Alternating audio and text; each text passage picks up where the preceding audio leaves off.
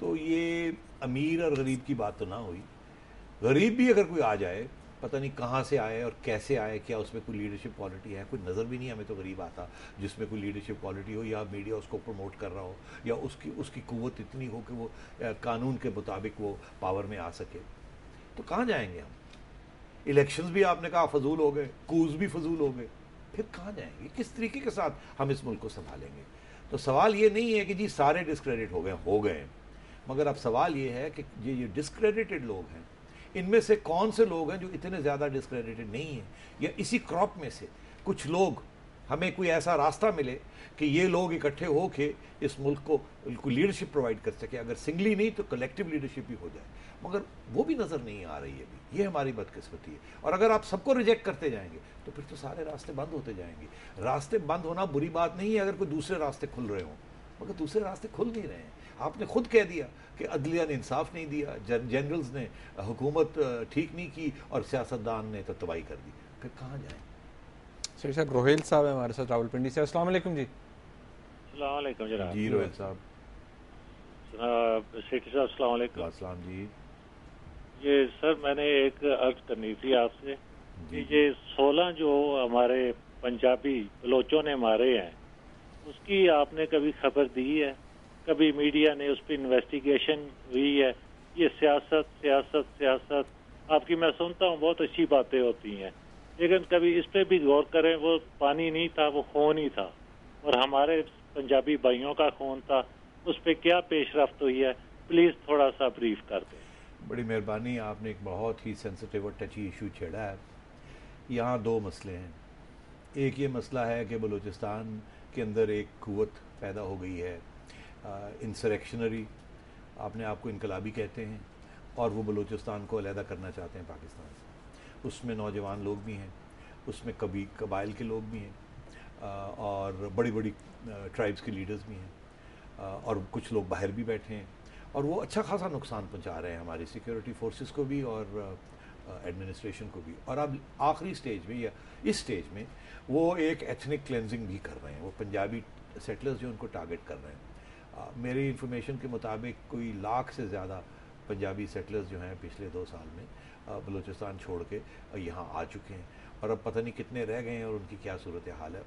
کافی خراب صورتحال ہے. اب 2 صورتیں ہیں کہ یا تو اس موومنٹ کو اس طریقے سے کرش کر دیا جائے رuthlessly, without regard to human rights, without regard to law, martial law لگا کے اس کو ruthlessly کرش کرنے کی کوشش کی جائے, یا یہ جو کہ میں سمجھتا ہوں اتنا ممکن نہیں ہے.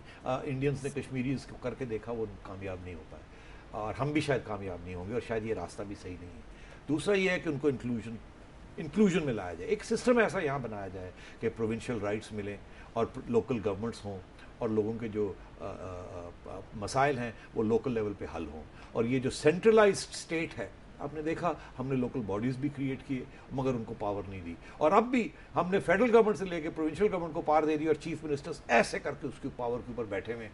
ایک چیز اگر یہاں ایک سویپر کو بھی ٹرانسفر کرنا ہو, ایک جمعدار کو ٹرانسفر کرنا ہو, تو سی ایم سیکریٹریٹ سے اجازت لینی پڑتی ہے. یہ تو صورتحال ہے پنجاب کی, اور باقی صوبوں میں بھی سارا پاور چیف منسٹرز لے کے بیٹھے ہوئے ہیں. تو یہ ایسے کام نہیں چلے گا.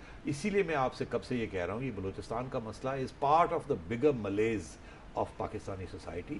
اس میں ایتھنیسٹی, ریلیجس ایکسٹریمزم, سیپریٹزم, یہ سارے جو جذبات ہیں, یہ جو ایموشنز ہیں یا امپلسز ہیں, یہ سارے اب ابھر رہے ہیں. اور ہمیں کوئی ایسی سسٹم بنانا پڑے گا جس میں یہ ساری کانفلکٹ جو ہے اس کو میڈیٹ کیا جائے, اور ایک ڈیسینٹرلائزڈ ڈیموکریٹک نیشن ہم بنا سکیں. سیٹھی صاحب آغا صاحب ہیں ہمارے ساتھ کراچی سے. السلام علیکم جی. ہلو السلام علیکم. جی آغا جی. سر ایک تو مجھے خوشی ہو رہی کہ 20 سال کے بعد آج مجھے ٹیلی فون آپ سے رابطہ ہوا ہے. جی بس کیا کریں جی. وہ ایک بات یہ آپ سے پوچھنی ہے کہ ہر ملک میں جیسے کہ پاکستان میں بھی 4 پائے ہیں, فوج ہے, صحافی شعبہ ہے, اور اس کے علاوہ سیاستدان ہیں, عدلیہ ہے. ان چاروں میں سے صرف ایک یعنی کہ پایا ہے کہ وہ عوام سے ہے, عوام اس کو سلیکٹ کرتے ہیں, ٹھیک ہے.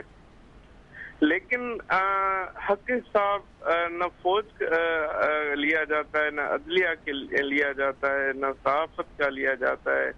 صرف عوامی جو پارٹیاں ہیں، چاہے وہ آج پیپلز پارٹی ہے، اس کا حق صاحب لیا جا رہا ہے، کل نواز شریف ہوگی، اب اس کو اسی طرح آپ دیکھیں گے خوار خراب کریں گے.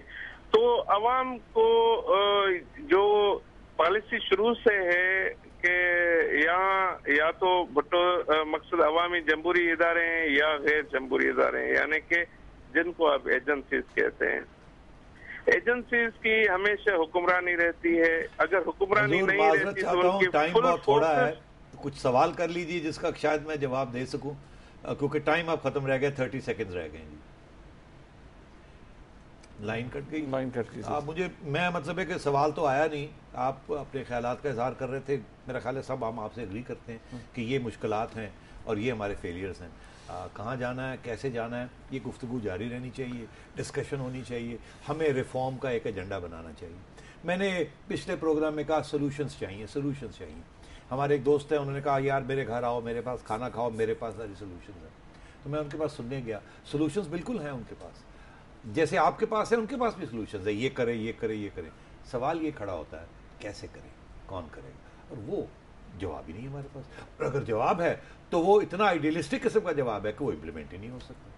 شیر صاحب آپ کا بہت شکریہ. ناظرین آپ نے آج کا پروگرام دیکھا. اس پروگرام کو کرنے کی اور اس طرح آپ کو اسٹیٹکس جو یہ نمبرز ہیں یہ دکھانے کی، اسٹیٹسٹکس دکھانے کی جو وجہ تھی وہ یہ تھی ایک پاسبلٹی کا ایکسپلور کرنا کہ کیا اس طرح ممکن ہے یا نہیں.